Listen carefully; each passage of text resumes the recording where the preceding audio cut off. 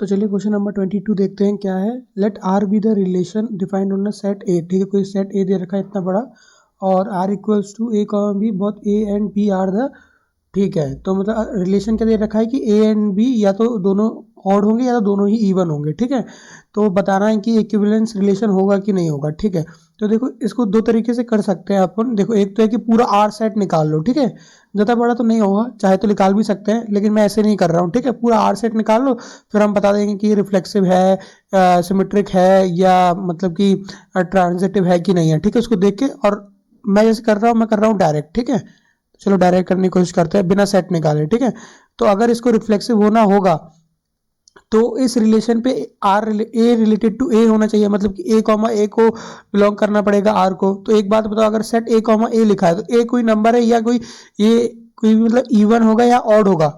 तो similar number तो यहीं पे लिखा है ना। तो अगर फॉर एग्जांपल अगर वो इवन है तो ये जो ए नंबर है वो भी तो इवन ही होगा, सेम ही नंबर तो है। तो ठीक है, तो ए कॉमा ए आर को बिलोंग कर जाएगा। ठीक है, अगर ऑड होगा तो ऑड हो जाएगा, इवन है तो इवन हो जाएगा। ठीक है, तो ए कॉमा ए आर को बिलोंग कर रहा है तो हाँ ये रिफ्लेक्सिव तो है।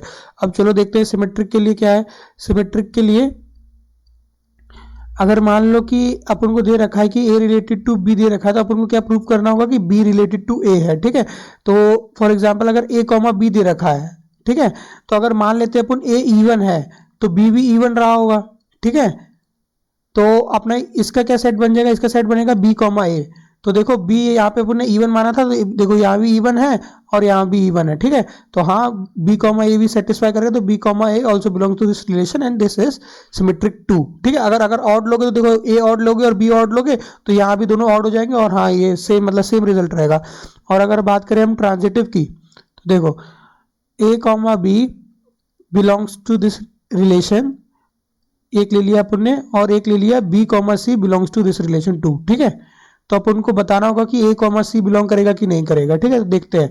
एक बात बताओ, अगर ये रिलेशन को बिलोंग कर रहा है तो या तो ये ऑड होगा या तो इवन होगा। तो अपन ऑड ले लेते हैं, ऑड मान के चल लेते हैं। ठीक है, जैसे ऊपर इवन लिया था ऑड ले लेते हैं। ठीक है, तो अगर ए ऑड है तो बी को भी ऑड होना पड़ेगा अगर ये रिलेशन है तो, और अगर ये ऑड है तो पक्का सी भी ऑड रहा होगा। ठीक है, तो यहाँ से देखो ये प्रूव हो गया, यहाँ से प्रूव हो गया। यहाँ पे अपन ए ऑड माना था तो अपना सी ऑटोमेटिकली ऑड आ गया। ठीक है, क्योंकि अपना अगर ए ऑड माना है तो बी भी ऑड होना पड़ेगा अगर इस रिलेशन को बिलोंग कर रहा है, और बी ऑड माना है तो सी को भी ऑड होना पड़ेगा अगर इस रिलेशन पे बिलोंग कर रहा है।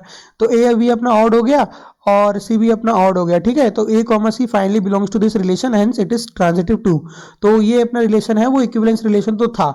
और अब अपन को बात करनी है कि 1,3,5,7 related to each other, elements to the subset 2,4,6 are related to each other but no elements. ठीक है, तो ये बोलना क्या चाहता है कि जो ये एलिमेंट्स हैं, कौन से एलिमेंट्स इसने दे रखे हैं, चलो देखते हैं कौन कौन से। 1,3,5,7 और दूसरे कौन से एलिमेंट है 2,4,6। तो सही तो बात बोल रहा है कि जो ये 1,3,5,7 है वो कभी 2, 4, 6 से कभी रिलेट नहीं हो पाएंगे, क्योंकि जो अपना सेट होगा, अगर हम फॉर एग्जांपल अगर 1 लिखते तो यहाँ कोई और दूसरा इवन नंबर आएगा जो कि इन्हीं चारों में से कोई एक होगा। ठीक है, तो कभी भी ये इससे लिंक नहीं करेगा। ठीक है, इससे रिलेट नहीं करेगा।